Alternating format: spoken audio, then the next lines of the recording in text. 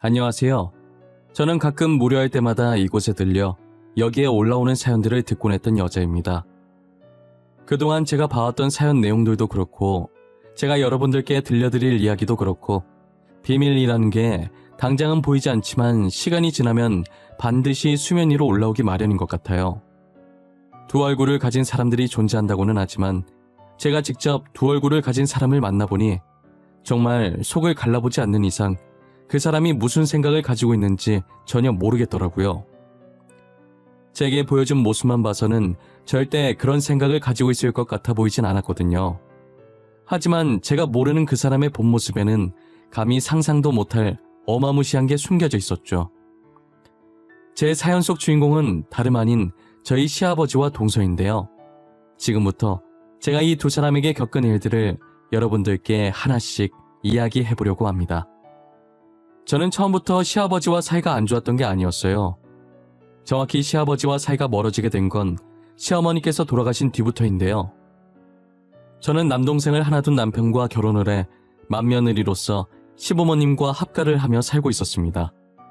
당시 시부모님께서 제게 너무 잘해주셔서 시댁살이를 되게 편하게 했다는 생각을 하고 있었어요. 시아버지와 시어머니 모두와 사이가 좋았지만 그 중에서도 시어머니와 더 사이가 좋았었어요. 시어머니께서는 저를 우리 강아지라고 부르실 만큼 친딸처럼 이뻐하고 아껴주셨거든요. 정말 정 빼면 시체라고 해도 될 정도로 정도 많고 사랑도 넘치시는 분이셨죠. 하지만 그런 시어머니께서도 싫어하는 사람이 존재하긴 하더라고요. 제가 결혼하고 1년 뒤에 동서를 맞이하게 됐는데 시어머니께서는 동서를 무척이나 싫어하셨어요. 처음부터 싫어했던 건 아니고 동서가 시아버지를 대하는 태도를 보면서 싫어하게 되신 거예요. 동서는 시아버지 앞에서 오글거리는 말과 행동을 엄청 잘했거든요. 콧소리를 내며 시아버지를 부르고 시아버지 밥 위에 반찬을 올려주는 등 빤히 눈에 보이게 여우짓을 하는데 어느 누가 좋아하겠어요. 하지만 남한테 싫은 소리 못하시는 시어머니는 아무 말도 못하고 한숨만 쉬시는 게 다였어요. 저도 동서의 여우짓이 심하다고 생각을 했지만 이건 시작도 아니더라고요. 동서가 본격적으로 아양을 떨게 된 것은 시어머니께서 돌아가신 뒤였어요. 동서는 그동안 나름 시어머니 눈치를 보고 있었던 건지 시어머니께서 세상을 떠난 뒤로는 아예 대놓고 노골적인 여우짓을 해대더라고요. 동서가 저희 집에 놀러오면 자석이라도 붙였는지 시아버지 옆에 꼭 붙어서 떨어질 생각을 하지 않았어요. 저는 음식 준비를 하고 있고 동서와 시아버지는 거실 소파에 나란히 앉아 TV를 시청하는데 모르는 사람이 보면 서방님 와이프가 아니라 시아버지 와이프 같겠더라고요. 서방님도 시아버지와 잘 지내는 모습 좋다며 딱히 제재는 안 하는 눈치였어요. 저는 그 모습을 보고 있자니 참 가짠긴 했지만 그렇다고 동서가 저를 무시하거나 깔보진 않았기 때문에 시아버지께 잘 보이고 싶어서 저러나 보다 싶은 생각에 그냥 콧방귀만 살짝 끼고 말았어요. 솔직히 누구나 며느리로서 시부모님께 잘 보이고 싶고 이쁨 받고 싶은 건 당연한 일이잖아요. 저도 만약 애교가 많은 성격이었다면 동서처럼 시아버지께 행동하지 않았을까 싶기도 해요. 같은 며느리 입장에서 어느 정도 이해는 가기에 저도 딱히 별 생각 없이 넘어갔었어요. 저는 상대가 먼저 저를 깎아내리지 않는 이상 저도 상대방을 깎아내리지 않아서 동서가 무슨 짓을 하든 저한테만 피해 없으면 아무런 상관이 없었거든요. 그러다 갑작스러운 사고로 서방님께서 치료도 제대로 못 받아본 채로 세상을 떠나게 되신 거예요. 동서는 서방님이 죽은 후로 눈에 초점도 없이 살아가고 있길래 한동안은 제가 많이 챙겨줬었어요. 이대로 두면 정말 동서가 잘못될 수도 있을 것 같다는 생각에 걱정이 되더라고요. 서방님 따라가겠다면서 물 한 방울도 안 먹으려고 하길래 동서 설득하느라 애도 많이 먹었어요. 동서, 뭐라도 먹어야지. 지금 물 한 방울도 안 마셨어. 이러다 동서도 잘못되면 어떡하려고 그래. 밥 한 숟가락이라도 먹자. 내가 차려온 성의를 봐서라도 한 입만, 응? 형님, 저 진짜 살기 싫어요. 오빠 없이 제가 어떻게 살아요. 전 오빠 없이는 못 살아요. 저도 그냥 오빠 따라갈래요. 그렇게 하게 그냥 저 좀 내버려 두세요. 동서, 부모님 생각은 안 해? 동서가 이러고 있는 거 알면 부모님께서 얼마나 걱정하시겠어.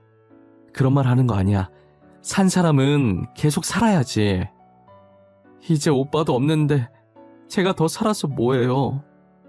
저 그냥 오빠한테 가고 싶어요. 이대로 굶어 죽을래요. 그러니까 도로 가지고 나가주세요. 제발요. 동서, 내가 이렇게 부탁할게. 제발 살아. 괜히 쓸데없는 생각하지 말고 제발 살라고, 응? 지금은 힘들어도 나중엔 괜찮아져. 그러니까 조금만 참고 견디자. 내가 도와줄게. 동서가 제 말을 듣고 한동안은 제품에 안겨서 꺼이꺼이 숨 넘어갈 듯 울더니 그래도 다행히 다시 정신을 차리고 밥도 잘 먹고 씩씩한 모습으로 돌아오더라고요. 예전처럼 저희 집에 와서 시아버지와 TV 보면서 놀다 가고 그랬어요.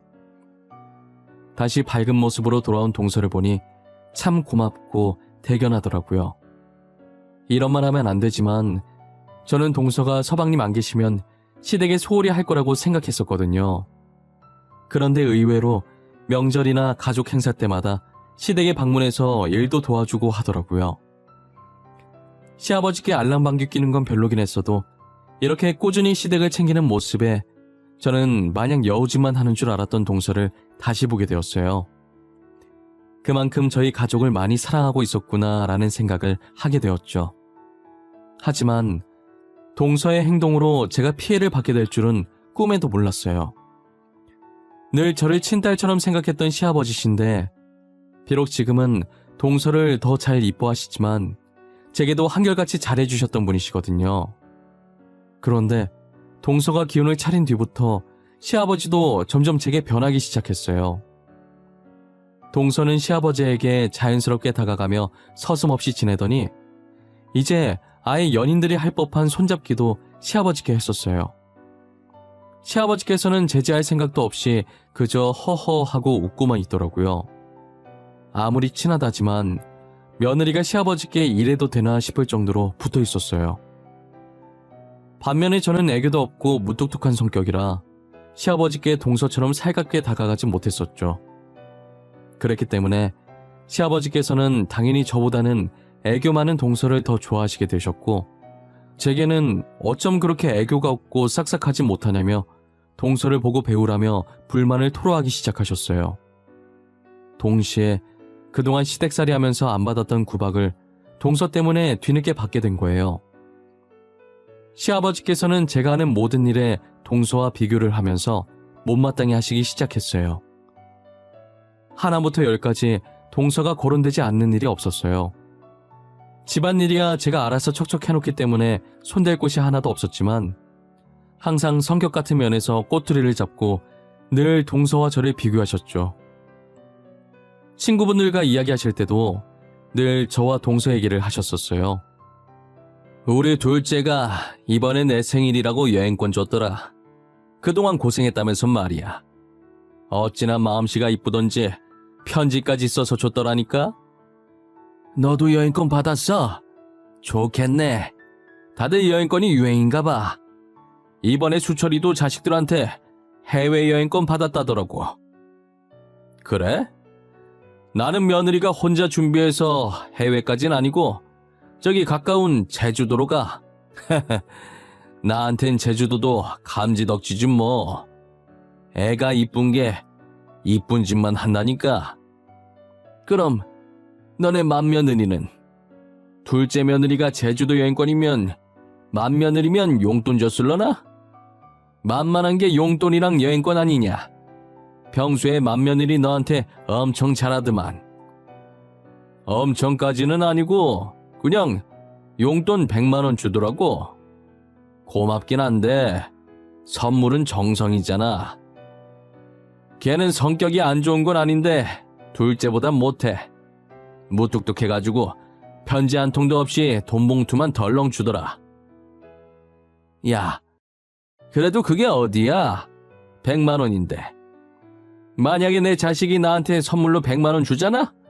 정성이고 뭐고 하루 종일 얻고 다녔을 거다. 복에 겨워가지고 정성 타령이나 하고 있네. 시아버지께서는 저한테 뭐가 그렇게 불만이신지 항상 제 험담을 하셨었어요. 저는 나름 한다고 했지만 늘 시아버지 마음에 안 드셨고 저도 시아버지 반응에 맥이 빠졌어요.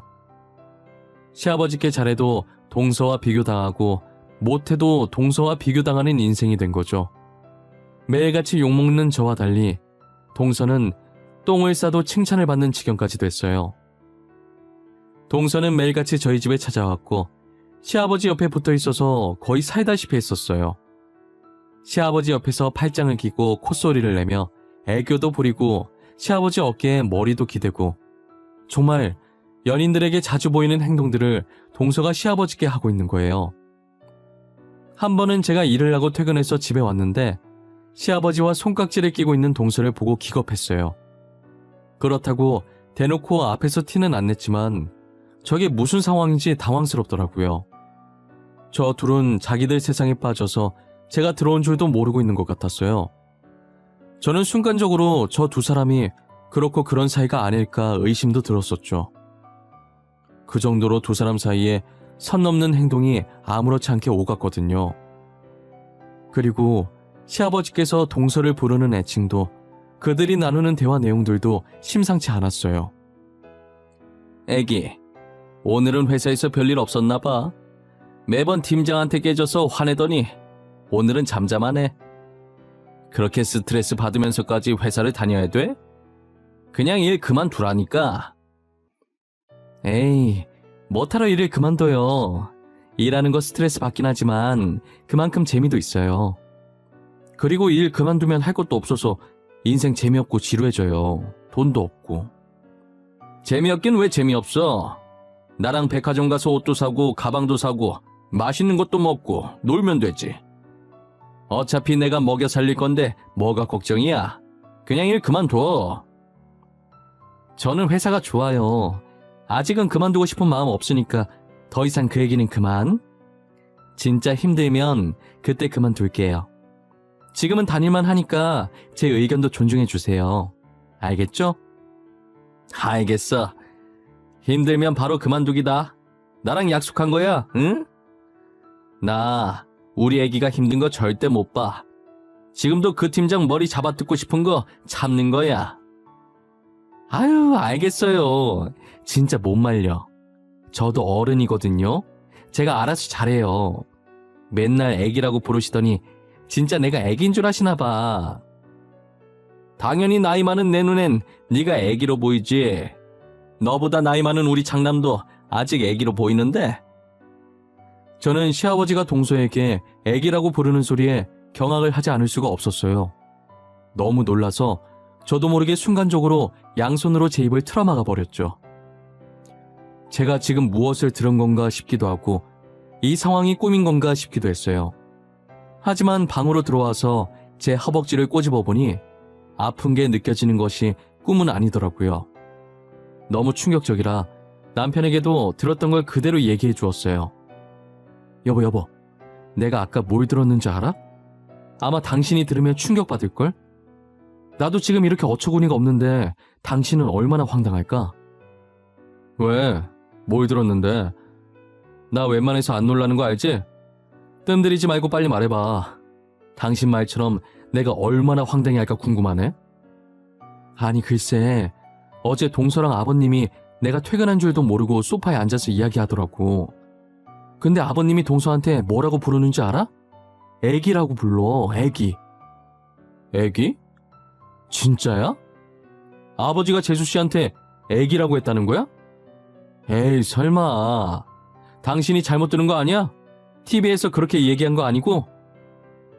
아니야. 아버님께서 애기라고 하는 거 내 두 귀로 똑똑히 들었어. 그리고 TV 켜져 있지도 않았어. 아버님, 동서한테 간이고 쓸개고 다 내어줄 기세시던데? 당신 말이 진짜라면 이거 진짜 충격인데? 둘이 뭐 있는 거야? 그렇지 않고서는 그런 애칭을 쓸 리가 없잖아.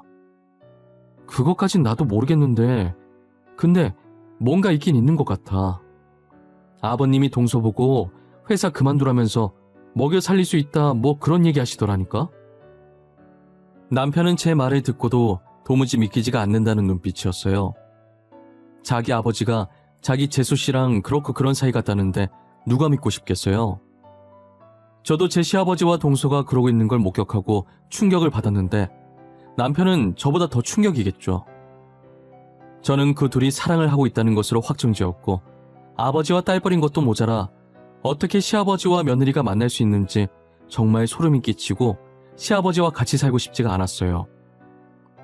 분가를 해야겠다는 마음 반과 그래도 혼자 계신 시아버지를 어떻게 두고 가냐는 마음 반이 충돌했죠. 그렇게 고민하고 있을 때 어김없이 동서가 저희 집으로 놀러왔고 제가 있으니 스킨십은 하지 않고 그냥 조용하게 시아버지 옆에 앉아있더라고요. 그러다가 전화 한 통을 받고 다급하게 집을 나가더니 어디론가 뛰어가는 거예요. 저렇게 나간 적이 한 번도 없었어서 급한 일이라도 생겼나 보다 싶었죠. 점심을 만들려고 냉장고 안에 재료를 찾는데 마땅히 쓸만한 재료가 없는 거예요. 그래서 나간 김에 일주일치장을 봐야겠다는 생각에 지갑과 차키만 챙겨서 나갔어요. 원래 마트가 15분 거리에 있어서 보통은 차 없이 그냥 걸어서 가는데 이번엔 짐이 많을 것 같아서 차를 끌고 가기로 했죠. 차를 타려고 지하 주차장에 갔는데 어디선가 동서 목소리가 들리는 거예요. 저는 차를 타려던 걸 멈추고 소리가 나는 쪽으로 조심히 향했어요. 그러다 어떤 모르는 남자와 함께 있는 동서를 발견하게 됐죠. 그런데 동서가 그 남자에게 시아버지 얘기를 하면서 투정을 부리고 있더라고요. 저는 쎄한 느낌이 들기 시작해서 몰래 뒤에서 휴대폰 카메라를 들고 녹화를 하기 시작했어요. 자기야, 나 언제까지 이러고 있어야 돼? 다음 계획 아직 안 나왔어? 망할 놓친 내가 나를 지 애인으로 생각하고 있다니까? 나한테 애기 하는데 진짜 토 나올 것 같아. 조금만 참고 있어봐. 그 놓친 내 재산이 좀 많은 게 아니야. 아들 사망보험금도 두둑하더니 놓친 내까지 돈이 많네. 안 그렇게 생겨서 숨겨둔 돈이 꽤 많아. 그거 다 찾을 때까지만 기다려봐. 나 솔직히 너무 무서워. 내 남편 그렇게 만든 것도 솔직히 우리잖아. 지금은 단순 사고사로 넘어갔지만 나중에 들키기라도 하면 어떡해. 그 전에 빨리 떠야지. 조금만 기다려 보라니까 왜 이렇게 재촉해? 금방 끝나니까 조금만 더 참아, 어? 노인네가 알아차리기 전에 연기 잘하고, 알겠지? 언제까지 이 짓을 해야 하는데? 남편 죽으면 그만 끝난다고 했잖아. 지금 남편 죽은 지가 벌써 반년이야, 반년. 빨리 끝내자, 응? 놓친 내가 계속 나한테 온단 말이야. 저는 그 두 사람의 대화 내용에 너무 놀라 소리를 지를 뻔했지만 혹시나 들킬까봐 입을 틀어막았어요. 알고 보니 그 남자는 서방님이 죽기 전에도 동서와 내연 관계였고 서방님이 사고를 당하던 그날 그 남자와 동서가 짜고 쳐서 사고를 낸 것이었어요.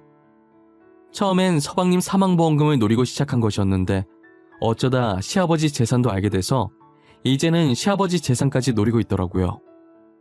저는 그 두 사람이 대화를 나누는 모습을 하나도 놓치지 않고 영상으로 다 담아놨어요. 그리고 두 사람이 헤어지려고 하길래 재빨리 제 차 안으로 몸을 피신시키고 동서가 집으로 다시 들어가는 것을 확인 후 마트로 향했어요. 마트에서 장을 보고 집으로 돌아올 때까지 참 많은 생각이 들었어요.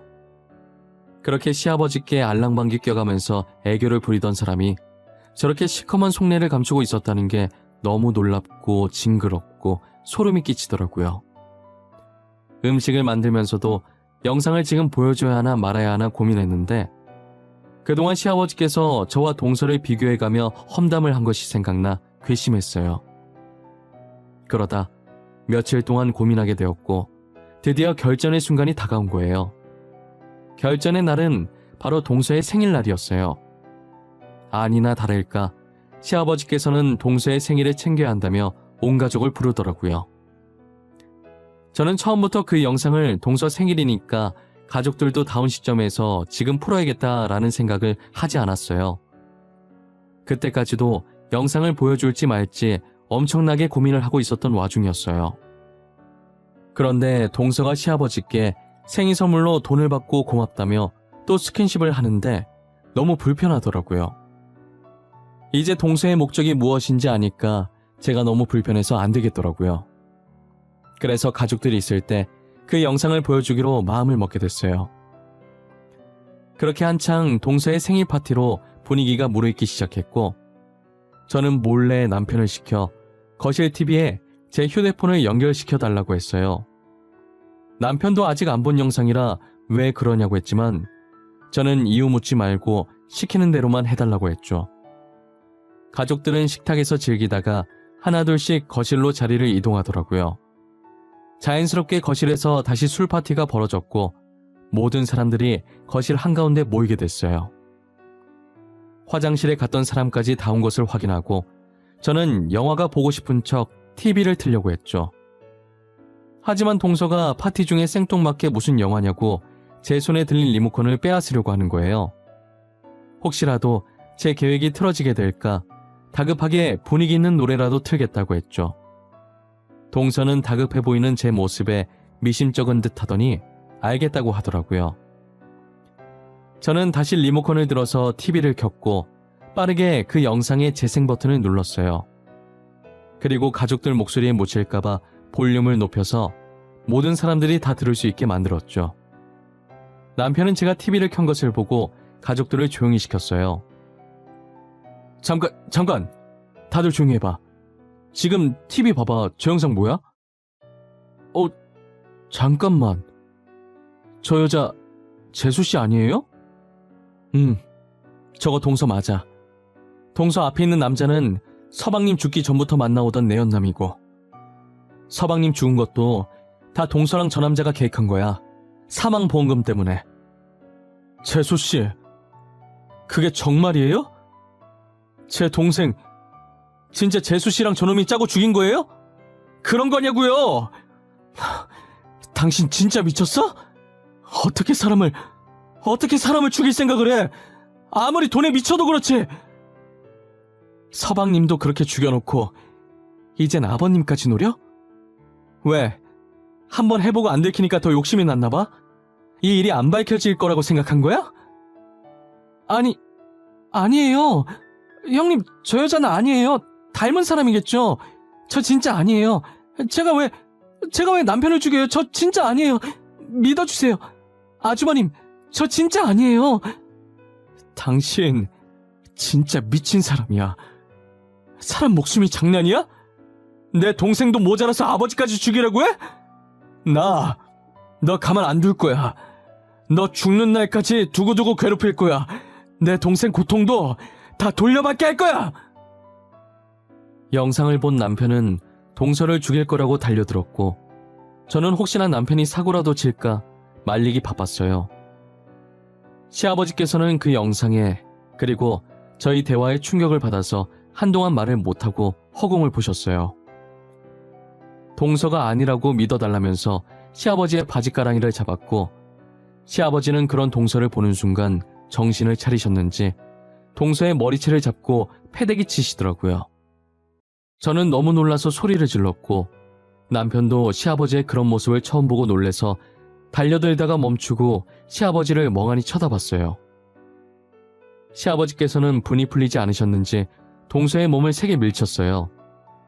동서를 밀치고서 주저앉아 울고 있는 동서를 보며 입을 떼셨죠. 아프니? 너는 겨우 이 정도밖에 안 했는데도 아파? 그래? 우리 아들은, 가여운 내 아들은 네 손으로 죽여놓고 지금 나한테 뺨 맞은 걸로 아파? 아버님, 죄송해요. 저도 남편을 죽일 줄은 몰랐어요. 저는 그냥 큰 돈을 손에 쥘 수 있다는 말만 믿고 하라는 대로 한 것뿐이에요. 너는 네 손으로 선을 자르면서 이 차 탔다가 사람이 죽을 수도 있겠다는 생각을 한 번도 안 해봤던 거야? 너 몰랐다면 거짓말이다. 부품 중 하나를 손상시켜놓고 어떻게 그런 생각을 안 해? 저 진짜 몰랐어요. 사람이 죽을 거라는 거 알았으면 절대 안 했을 거예요. 저는 그냥 시키는 대로 한 것뿐이란 말이에요. 저 진짜로 몰랐어요. 믿어주세요. 네? 내가 믿어주면 죽은 내 아들이 살아 돌아오니? 살아 돌아오냔 말이야! 당장 내 아들 살려내라고! 시아버지께서는 울부짖으며 동서의 멱살을 붙잡고 흔들다가 집에 있는 물건들을 동서 주위로 던졌고, 동서는 죄송하다는 말만 계속하다가 눈물을 닦으면서 집을 나가버렸어요. 저 영상 하나로 저희 집은 말 그대로 초토화가 되어버렸어요. 시아버지는 소리 지르며 울부짖고 남편도 조용히 눈물 훔치고 있었고, 저는 복잡한 심경으로 남편을 달래며 서 있었죠. 두 부자가 한참을 울었고, 그나마 제정신인 제가 어질러져 있는 집을 치우고 있었어요. 시아버지께서는 잠긴 목소리로 제게 말을 거시더라고요. 아가, 우리 강아지. 이렇게 강아지라고 불러보는 것도 참 오랜만이구나. 내가 매번 둘째랑 비교해서 기분 안 좋았을 텐데 그동안 내가 미안했다. 아니에요. 저는 벌써 다 잊었어요. 오히려 제가 죄송하죠. 저를 딸처럼 여겨주셨는데 애교가 없어서 아버님께 감사하다는 표현을 못했어요. 네가 무슨... 이제껏 날 돌봐준 것만으로도 다 표현된 건데 이 나이 먹으면서 며느리급이나 나누고 있고 내가 이제껏 나이를 허투루 먹었어. 그런 말 하지 마세요. 저는 진짜 괜찮아요. 너무 마음 쓰지 마세요. 그렇게 마음 쓰이면 지금부터라도 다시 예전처럼 잘해주시면 되죠. 안 그래요? 이렇게 착한 며느리를 두고 내가 그동안 무슨 짓을 했는지 모르겠구나. 이 못난 애비를 용서해 주겠니? 내가 정말 미안했다. 시아버지께서는 진심으로 제게 사과를 하셨고, 저는 따뜻한 미소로 답을 했어요. 제 미소를 보자 시아버지께서는 또 눈물을 보이시더라고요. 저는 남편 옆구리를 찔러서 달래드리라고 하고 집을 마저 치우고 있었어요. 어느 정도 치우고 저희는 다시 동서 얘기를 하기 시작했어요. 저희는 당연히 동서와 내연남을 고소하기로 마음을 맞췄어요. 이미 제가 찍은 영상 속에 동서가 직접 범행을 실토하는 내용이 있으니 증거 자료로 충분했고, 혼자 다 뒤집어 쓰기 싫은 동서는 알아서 모든 정황을 다 설명하게 될 거라는 생각을 했죠. 저희는 다음날 해가 뜨는 대로 변호사를 만났고 증거 영상을 제출해서 동서와 내연남에게 걸 수 있는 모든 죄들을 모조리 엮어서 고소를 진행했어요. 그 둘의 범행이 계획적이고 죄질이 나쁘다고 판단되어 결국 징역형을 피할 수 없었어요. 동서는 정말 반성을 많이 한 모양인지 들어가기 전에 시아버지께 죄송하다고 무릎을 꿇었어요. 시아버지는 동서를 못 본 척 지나갔지만 동서는 시아버지가 눈에 안 보일 때까지 계속 꿇고 있었어요. 저도 곧이어 한숨을 쉬고 남편과 함께 재판장을 빠져나왔죠. 아버님, 괜찮으세요? 안 괜찮으시겠지만 이럴 때일수록 힘내셔야 해요. 서방님도 진실이 밝혀져서 이제 편히 가셨을 거예요. 나는 지금 우리 아들 때문에 그런 게 아니야. 이미 죽은 사람인데 걱정해서 못하겠어. 너한테 너무 미안한 마음뿐이라 그런 거지. 너가 신경 쓰지 말라고 했지만 신경 쓰이는 건 어쩔 수 없구나. 저는 다 잊었다니까 또 그러시네. 아버님, 저는 진짜 괜찮아요.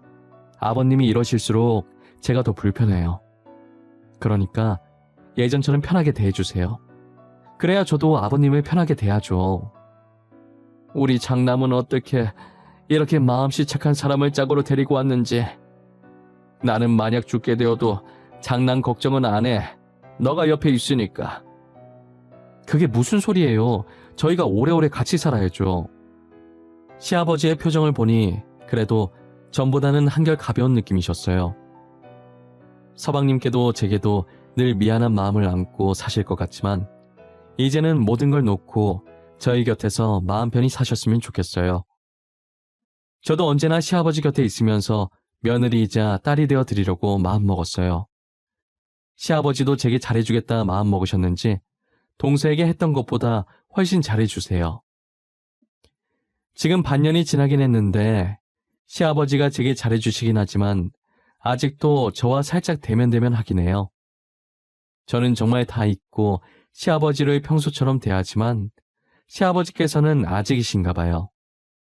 계속 그런 감정 가지고 있어봐야 시아버지만 힘들어지실 게 뻔해서 걱정이에요. 그래도 지금 상태로 보아 조만간엔 정말 예전에 처음 제가 시집 왔을 때로 돌아가지 않을까 싶어요. 그런 날이 왔으면 좋겠는 제 바람일 뿐인 것 같지만요. 제 이야기는 이제 여기서 끝마치려고 합니다. 제 경험을 통해 비밀은 세상에 존재하지 않는다는 것을 알려드리고 싶은 마음에 글을 써보게 되었어요. 지금은 비밀이 수면 위로 떠오르지 않았지만 언젠가는 이렇게 수면 위로 떠오르게 된다는 걸 잊지 않으셨으면 좋겠어요. 지금까지 제 이야기를 들어주셔서 감사하고 늘 건강하시고 하시는 일, 하시고자 하는 일 모두 잘 되셨으면 좋겠습니다.